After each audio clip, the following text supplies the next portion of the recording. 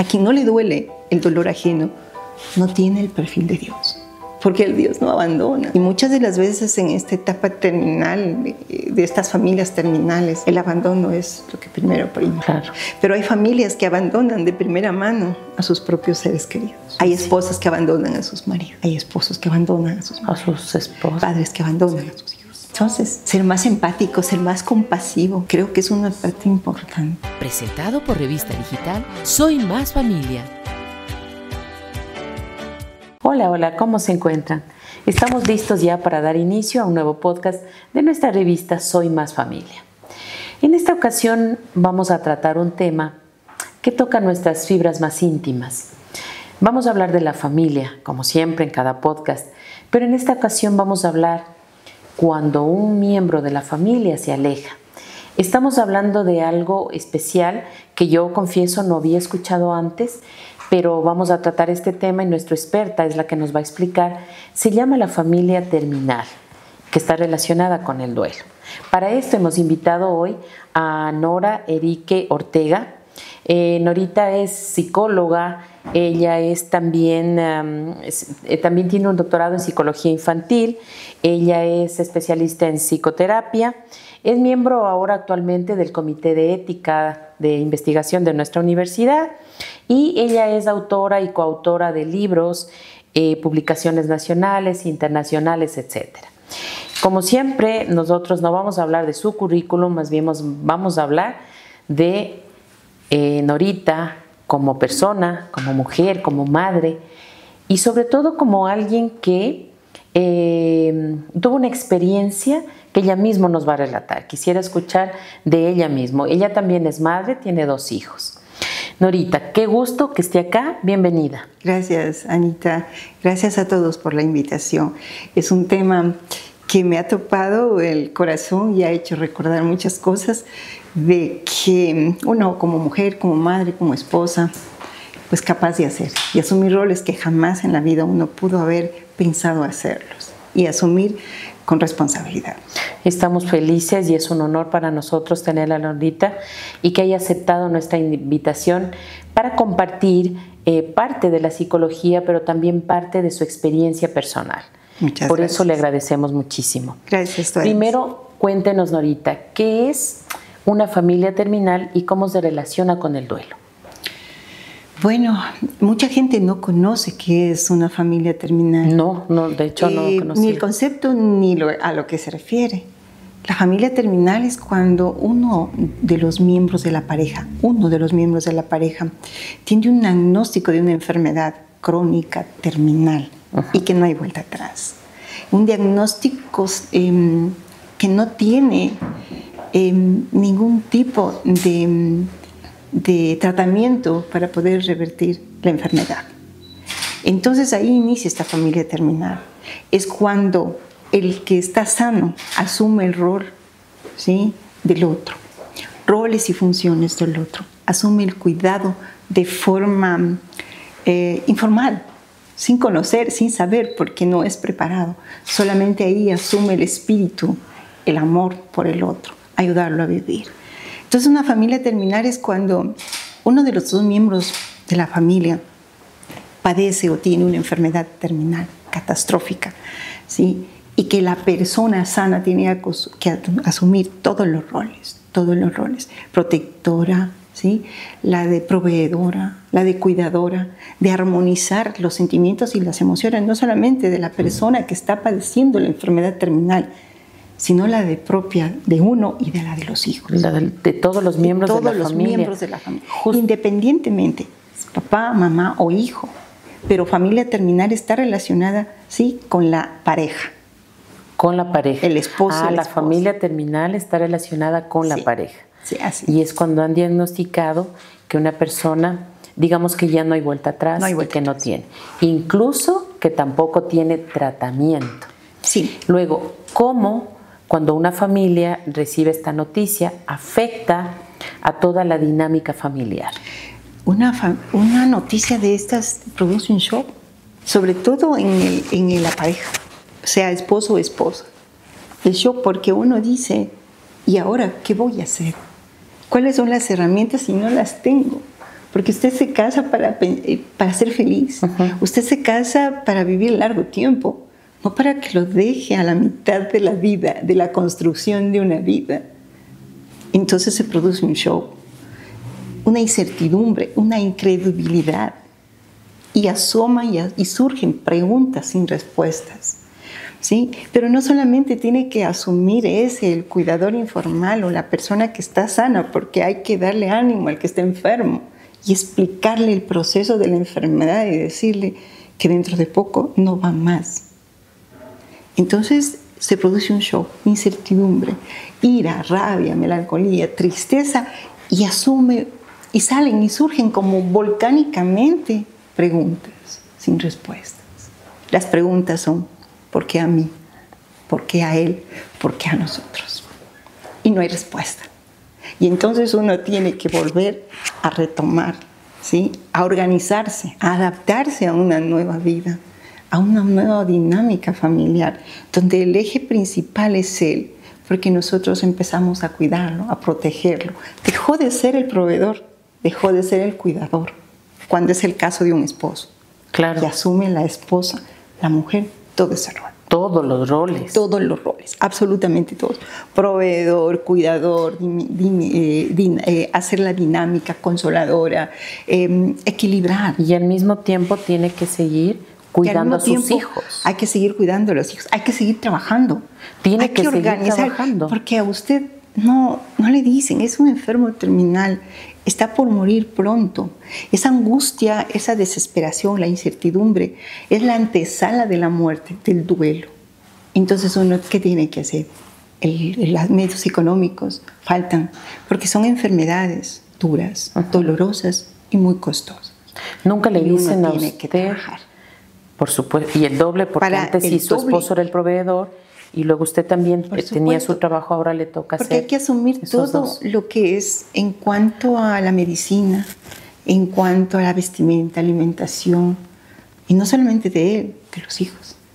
Entonces cambia, se trastoca la vida.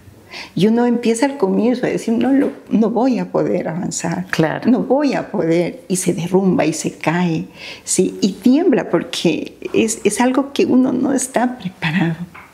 Y entonces empieza el shock, las preguntas inesperadas, esperando respuestas de un ser sublime, de alguien que le conteste y lo consuele. Y es más, viene la pelea con el mismo creador. ¿Por qué? ¿Por qué? Y en ese tiempo usted también no se enfermó. Por supuesto, todo eso se trastoca, pero hay un poder divino. Yo creo y confirmo, hay un poder divino. Claro. O sea, Dios está ahí. Hay una fuerza sublime, superior, que le da las fuerzas. Porque frente al enfermo, frente a la persona que está caída en una enfermedad, que está inmóvil, inestable, no puede caminar, no puede valerse por sí mismo, que tiene una degradación de su salud total, tiene uno fuerzas. Saca yo no sé de dónde. Y muchas de las veces uno cuestiona, ¿sí? ¿De dónde saqué esas fuerzas? ¿Quién me dio la inteligencia para poder asistir de manera emergente cuando él o ella necesitan de uno? ¿Y cómo organiza y cómo les enseña a los hijos a aprender a vivir en ese dolor con felicidad, al lado de la persona que uno ama, que uno quiere? Sí. Muchas de las veces los hijos no entienden, dependiendo de la etapa de los hijos. ¿En qué edad Cuando están? son grandes, asumen ciertas responsabilidades. Sí. Asumen aunque sea una responsabilidad emocional, una responsabilidad económica cuando son grandes y son profesionales, pero cuando uno se queda con pequeños, lo único que ellos pueden dar y decir, mamá, yo voy a ser el niño que tú quieres que yo sea. Y cambian el hecho de salir a buscar amigos en la calle, en la etapa de la adolescencia, cambian por el estudio, ser excelentes estudiantes. Cambia la niña pequeñita el juego de muñecas por acompañar a su padre. Es decir, nos reorganizamos. Una reorganización total. Reorganización. O sea, la dinámica se dio la vuelta absolutamente. La dinámica cambia. Para poder sobrevivir una familia tiene que adaptarse. Claro. A los cambios. Adaptarse para poder sobrevivir. Y así. Entonces uno a veces piensa, el dolor es mío, exclusivamente mío.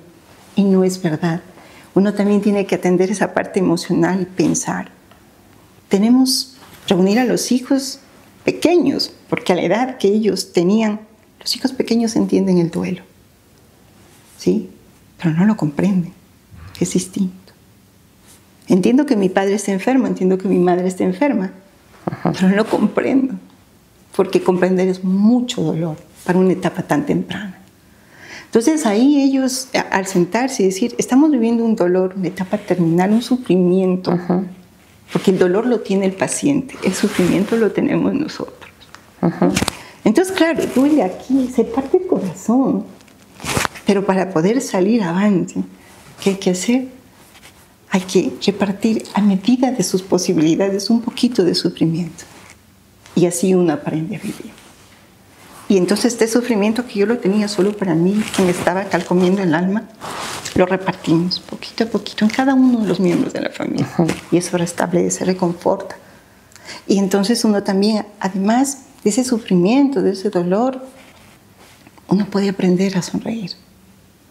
Y da sonrisas y saca sonrisas a la persona amada que está en esa etapa terminal. Esa disminución de sus capacidades, digamos, físicas, cognitivas, vamos a hablar de todas sus capacidades, iban en decremento, así en deterioro. Hay que aprender a diferenciar. A veces decimos, dependiendo de la enfermedad, de la gravedad de la enfermedad, porque hay enfermedades terminales menos agresivas que otras.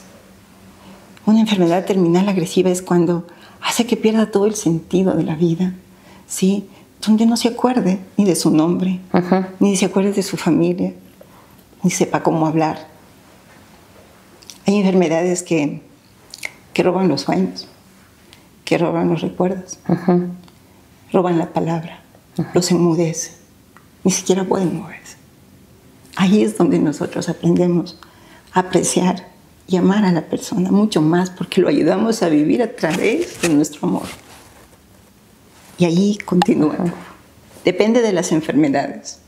Si la enfermedad es agresiva y pierde todo sentido cognitivo, todo sentido motor, intelectivo, emotivo, pues nosotros estamos ahí para ayudar a comprender eso. Hay enfermedades catastróficas, enfermedades terminales, que inclusive hacen que la persona pierda la cordura. Pero no los debemos llamar dementes o locos, perdón. Es un deterioro mental. Y la gente se confunde cuando ve a uno de estas personas que aún todavía lo sacamos en la calle, en silla de ruedas, y se admiran, ¿no? Y se sorprenden. ¿Por qué esa actitud? ¿Por qué ese comportamiento? Y dicen, está loco. Y no es. Hacerle entender a la gente que entre la demencia y la locura es una gran diferencia. Le iba a preguntar eso sobre la sociedad, ¿cómo responde frente a este tema? Las sociedades a veces son muy crueles. Son crueles. La sociedad a veces nos observa, nos mira, pero es indiferente muchas de las veces. No todas, pero la mayoría de las veces son indiferentes porque piensan, bueno, no me tocó a mí, no estoy pasando yo eso. Y piensan en voz baja, qué bueno que no me tocó a mí, pero qué pena. Pero no hago nada por el otro. Solo susurro y digo, espero que a mí no me toque. Y la sociedad se vuelve indiferente, fría, cuando debería ser todo lo contrario. Comunidades deberían haber. Porque una familia terminal, comunidades, redes, una familia terminal, digamos, y podría decidir cómo esconder a su amado, a su paciente, a su familiar. Por supuesto. Frente a estas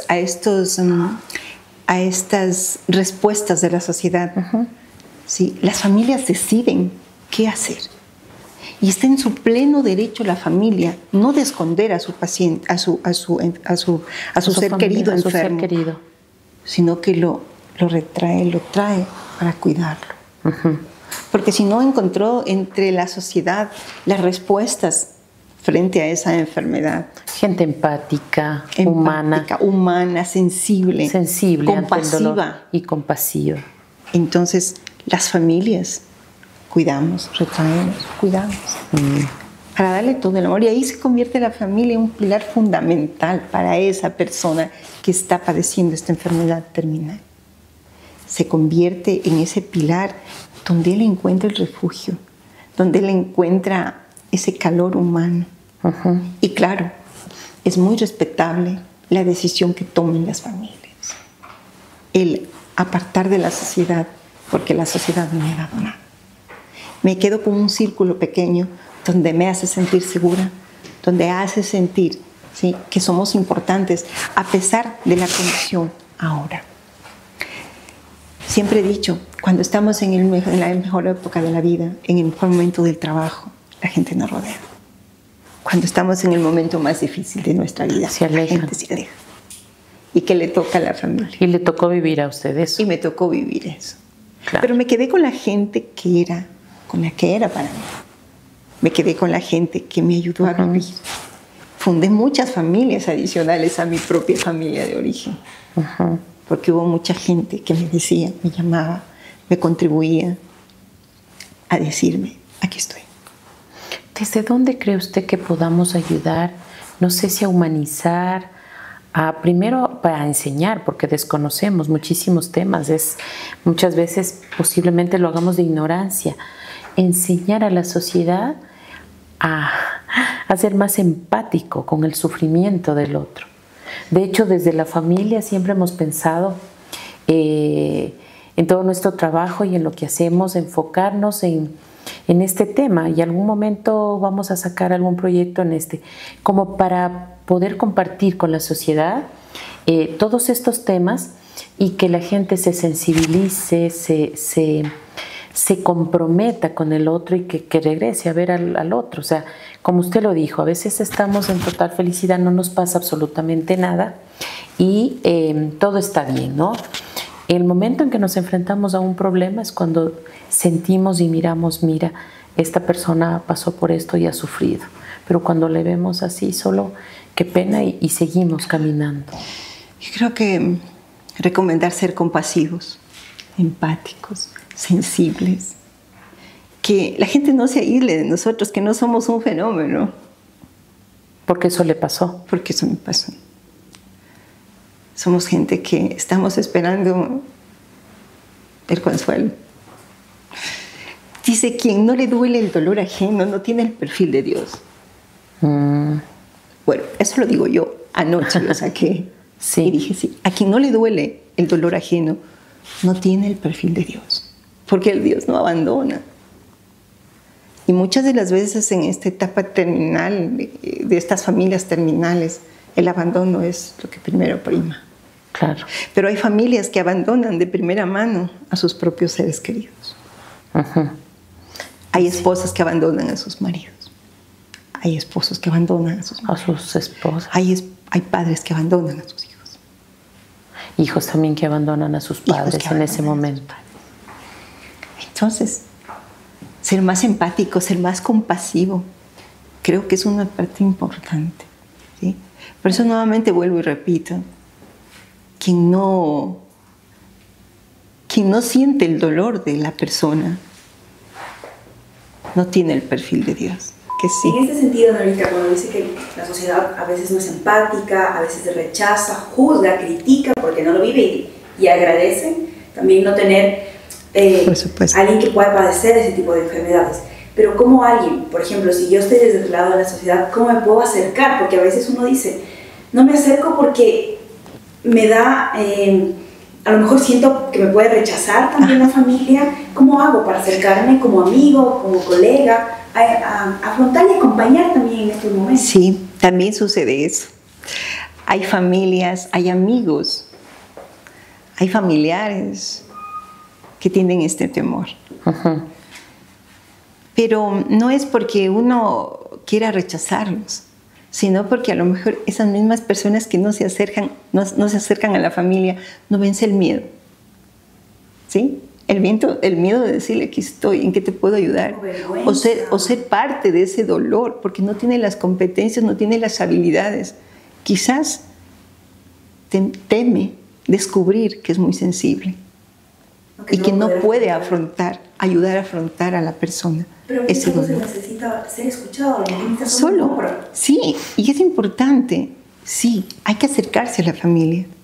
Hay que decir, aquí estoy, ¿en qué te puedo ayudar? ¿sí? Dando la mano, ¿sí? Porque las familias en etapa terminal necesitamos que alguien nos diga, aquí estamos.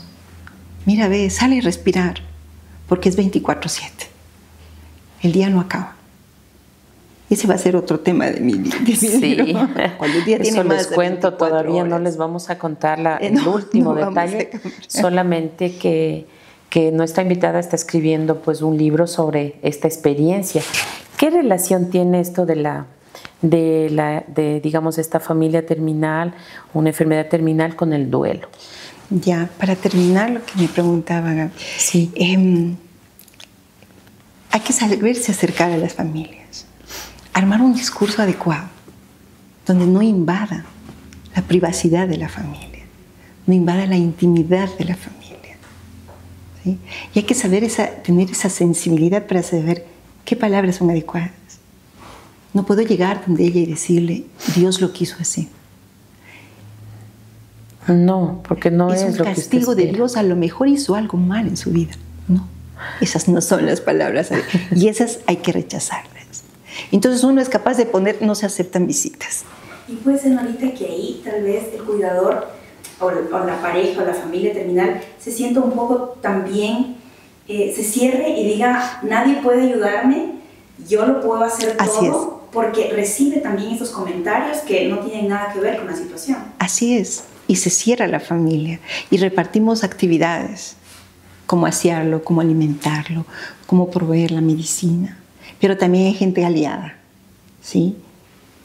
Como Casa de Enfermos Terminales, que fue mi familia. Organizaciones, familias de apoyo, familias que ya han vivido y han experimentado.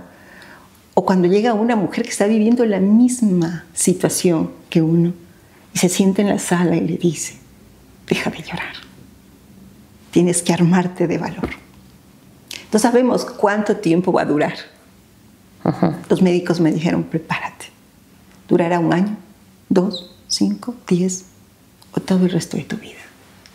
Hay gente que sobrevive al enfermo terminal y muere de agonía, muere de cansancio, muere de enfermedad, porque ella descuidó su parte física, su parte emocional, y se han dado casos que el cuidador informal muere antes que la persona que está padeciendo la enfermedad.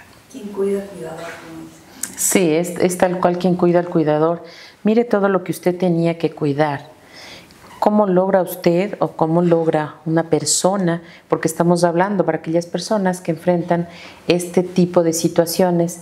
¿Cómo logra una persona armar? Porque usted tiene que armar como, o sea, una planificación operativa de un trabajo. Sí. Usted arma un FODA. Un FODA completo. ¿Cuáles son mis fortalezas? ¿Cuáles son mis necesidades? Y uno pierde la vergüenza. Uno pierde el miedo, pierde la vergüenza, pierde el sueño, pierde la sutileza. Ya no se viste, ya no se arregla, ¿sí? Porque está pendiente de él. Pero qué importante, una experiencia con Fabián, perdón que diga. Por favor, adelante. Alguna vez yo lo llevaba a la rehabilitación, porque es día, o sea, son 24 horas al día. O sea, en la deuda del sueño, de las fiestas de guardar, de sábados y domingos, quedé con deuda conmigo mismo. Como dice la canción, sí. Te he dado todo hasta quedarme en deuda conmigo mismo. Sí. Y bueno, el asunto es ese. Fabián un día me queda viendo y lo pocas palabritas que podía expresar, porque perdió memoria, lenguaje, equilibrio, me dijo, mujer bonita. Siempre. Y dice usted estaba sin arreglarse. Yo permanecía sin arreglarme, sin cuidarme. Claro. Porque mi prioridad era él y mis hijos, porque mi hija estaba de escuelita y mi hijo estaba también de escuelita. Claro. No había tiempo para la madre, no había tiempo para la esposa, no había tiempo para el cuidador informal. Eran ellos. Cuando él me dice eso, asumí que me quería decir que quiere que me conserve. ¿Sí? Y asumí también el asumir estrategias, porque para fijar su mirada y su atención yo tenía que pintarme, arreglarme. Y entonces Cuando yo hablaba, él fijaba su mirada en mis labios y entonces comprendía lo que le quería decir. Ah, de acuerdo. Y esa palabra quedó marcada en mí. Mujer bonita, siempre. Como la mujer, al contrario, decirle a su esposo, y si yo soy en etapa terminal, decirle al hombre que tiene que ser siempre sutil, amoroso y que no pierda la esperanza de algún día encontrar una nueva mujer. ¿No? Y Fabián me decía, mujer bonita. O sea, esa fue la experiencia. Entonces, claro, el duelo en esta etapa viene el duelo, como usted decía, Anita, y vienen infinidad de etapas. Desde la psicología podemos decir 5 etapas. Las vivencias personales, la psicología dice una cosa, la literatura, la ciencia, pero el que vive es el que le adapta a todo eso a lo que uno está viviendo. Primero viene, la peor etapa es la aceptación, o sea,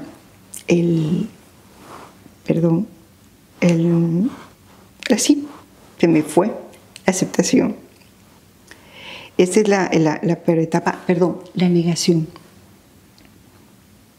Esta etapa es la peor, porque uno niega la posibilidad, o sea, no puede ser posible, ¿sí? Negación absoluta, no puede ser posible.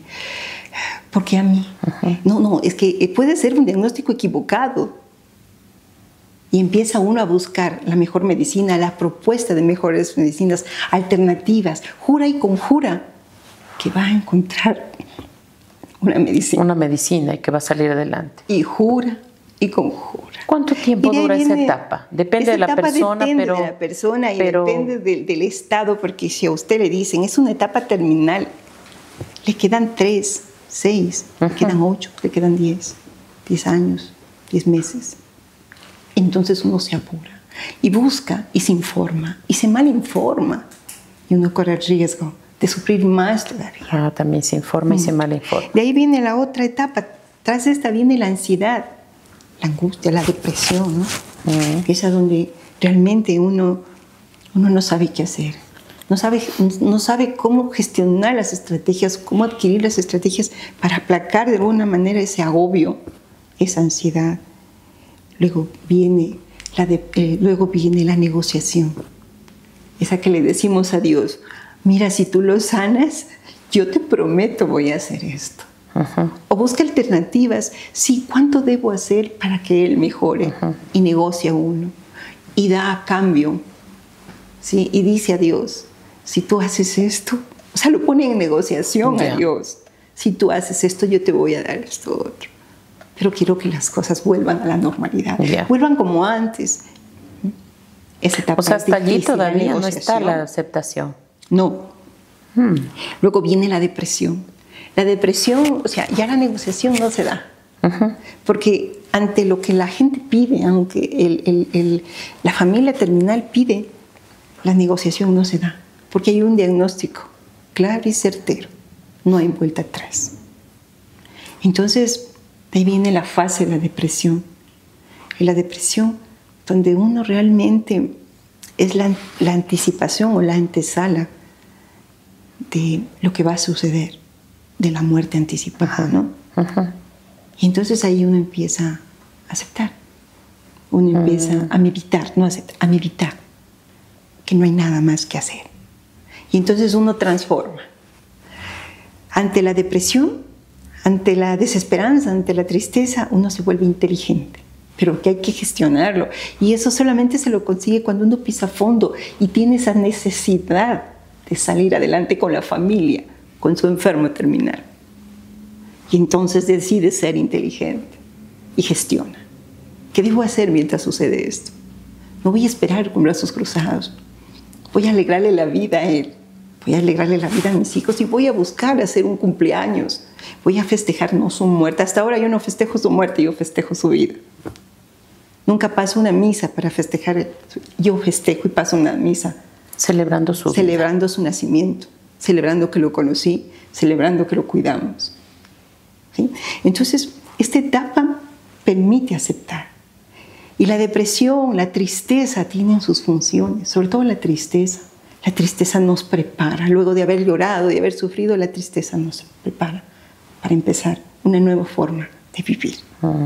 Y se vuelve uno inteligente y genera estrategias y empieza a vivir, porque dentro del dolor hay recuerdos hermosos. Dentro del dolor, en el lecho del dolor, ¿sí?, la familia se encarga de hacer sonreír, a reconocer, porque la angustia que tienen ellos es inmensa, porque no saben qué pensarán, cómo se va a quedar mi familia, quién va a proveer, quién las va a cuidar, quién nos va a proteger, quién les va a extender la mano.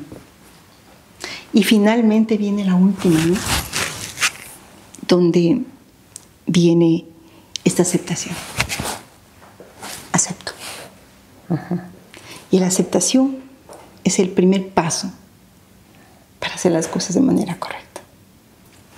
Más calmado, con mayor sutileza, con mayor interés, con menos dolor. A pesar de que se desencadenará en un momento dado la parte más dolorosa, que es la muerte del ser amado. Esas son las etapas, ¿no? ¿Cree usted que puede ser la parte más dolorosa cuando ya se va? ¿O todo este proceso? El duelo no empieza cuando se va.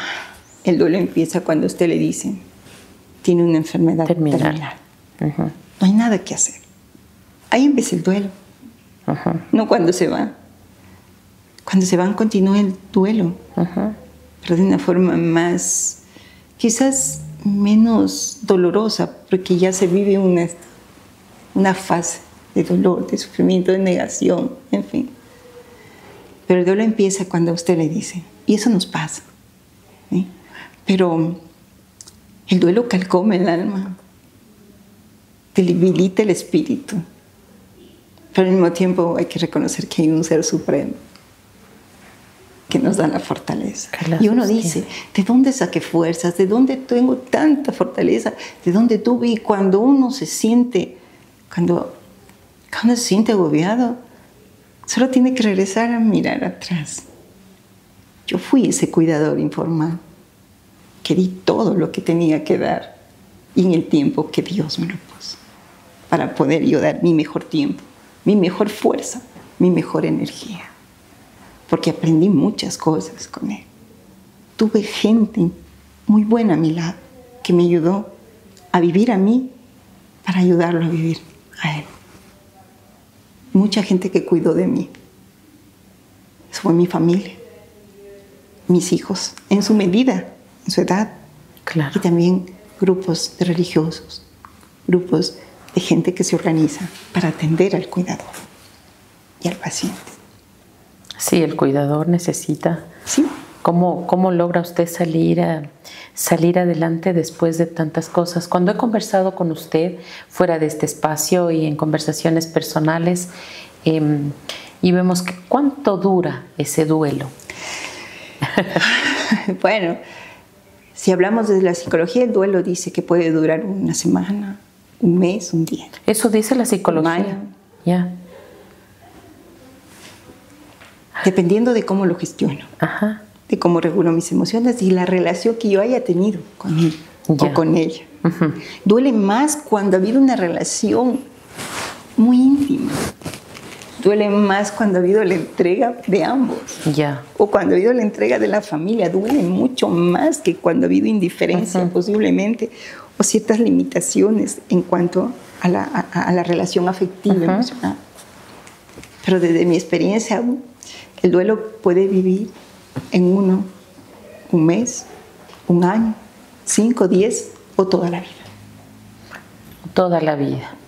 Y entonces se convierte en un duelo patológico. Hasta que uno decide ser un nuevo yo.